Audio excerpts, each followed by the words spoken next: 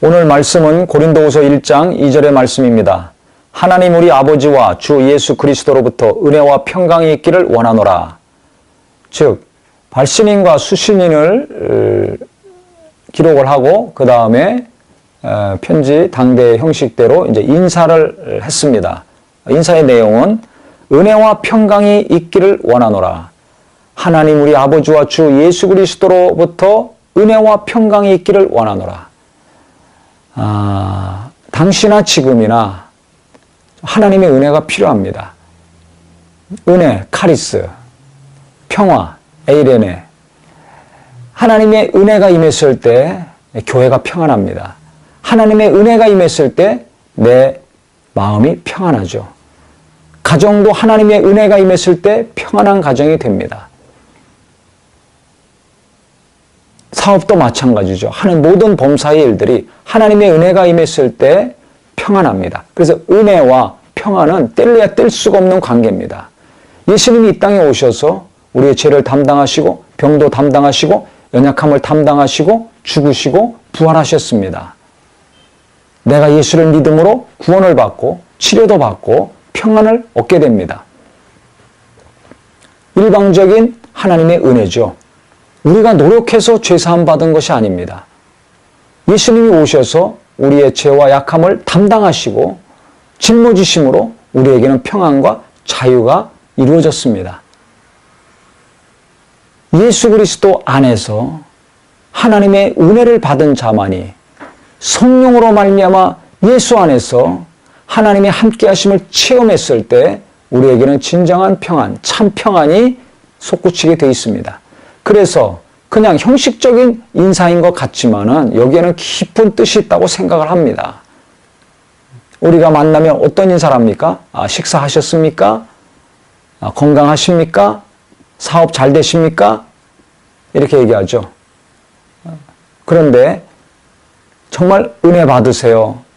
은혜 받으셨습니까? 너 은혜 받았니? 당신 은혜 받으셨어요? 이 인사와 질문이 꼭 필요하다고 생각합니다. 특히 교인들 간에, 교회 간에 하나님의 은혜가 있길 원합니다. 하나님의 평강으로 평안하길 원합니다. 이 기도와 복을 빌어주는 인사말 중요하다고 생각을 합니다. 고린도 교회가 대단히 어려웠습니다. 바울과 고린도 교회의 관계가 대단히 심각한 지경이었습니다. 그런데 바울이 고린도 교인들에게 편지를 보낼 때 그 심각한 위기의 상황에서 은혜가 임하고 평안이 임하기를 빌었습니다.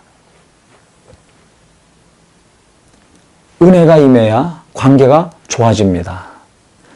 마음이 평안해야 하나님의 일을 제대로 할 수 있습니다.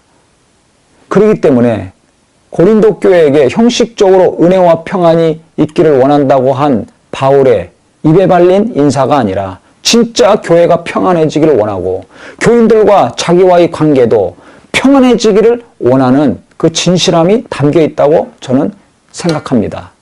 그렇다면 부부 간에, 부모 자식 간에, 성도 간에, 교회 간에 많은 여러 가지 갈등과 분열과 아픔이 있을 때 내게 필요한 것은 무엇인가?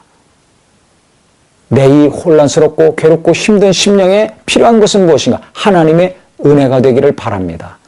내 가정에, 내 남편, 내 아내, 내 자식들에게 오늘 임해야 될 것, 내일도 가장 먼저 임해야 될 것이 무엇입니까? 물질이 아니라, 어떤 일이 아니라 바로 하나님의 은혜가 되어야 될 것입니다.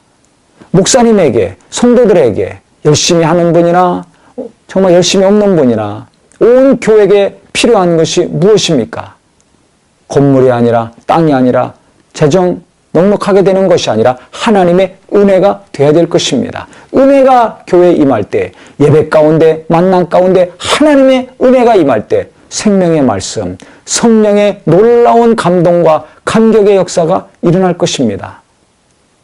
가정에서도, 일터에서도, 또 우리 각자의 삶 속에서도 하나님의 은혜를 날마다 사모해서 주여 내게 은혜를 주시옵소서.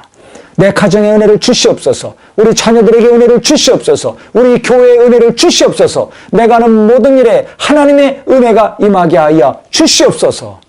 이 기도가 마르지 않고 이 간절한 마음이 변치 않으셔서 항상 하나님이 그 마음의 중심을 보시고 은혜 주시는 심령, 은혜 주시는 가정, 은혜 주시는 교회가 되셔서 하나님의 평안이 강같이 흐르는 우리 모든 성도요, 교회요, 범사가 되시기를 예수 이름으로 축원합니다.